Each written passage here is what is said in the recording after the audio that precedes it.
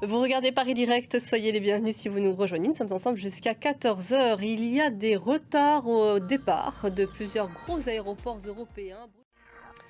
Une cyberattaque est donc en cours dans plusieurs aéroports européens. C'est un fournisseur de services des systèmes d'enregistrement et d'embarquement américain qui a été visé. Quelle est l'ampleur de ces perturbations?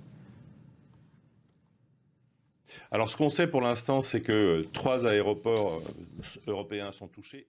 Je vous remercie beaucoup Pierre. Restez avec nous d'ailleurs à midi 15 aux avant-postes. Ali Laïdi et ses invités reviendront sur ces questions de cyberautorité. Et puis Pierre vient de l'évoquer, c'est vrai qu'il s'est passé des choses très inhabituelles dans le ciel européen et notamment estonien. Hier, les autorités sont stupéfaites après le long survol de 3 avions de chasse russes au-dessus de son territoire. Ils ont été interceptés par les forces de l'OTAN. Moscou continue de démentir, mais malgré tout, les intrusions russes dans l'espace aérien européen sont de plus en plus fréquentes.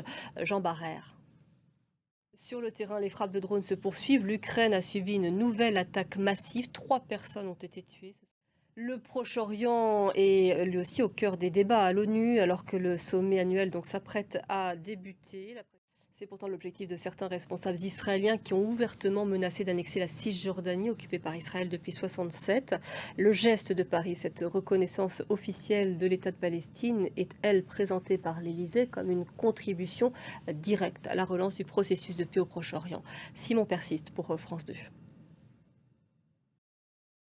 Donald Trump pousse sa politique migratoire un peu plus loin, avec des conséquences probables sur le secteur de la technologie américaine.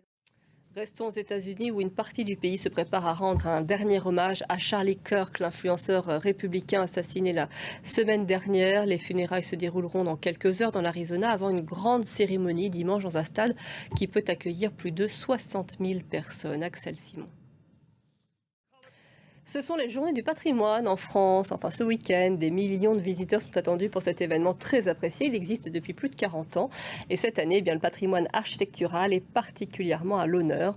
Près de 30 000 sites seront accessibles à travers la France. Tour d'horizon avec Alice Botton, pour France 2. C'était l'essentiel de l'actualité. Nous sommes ensemble jusqu'à 14 h. Vous regardez Paris Direct.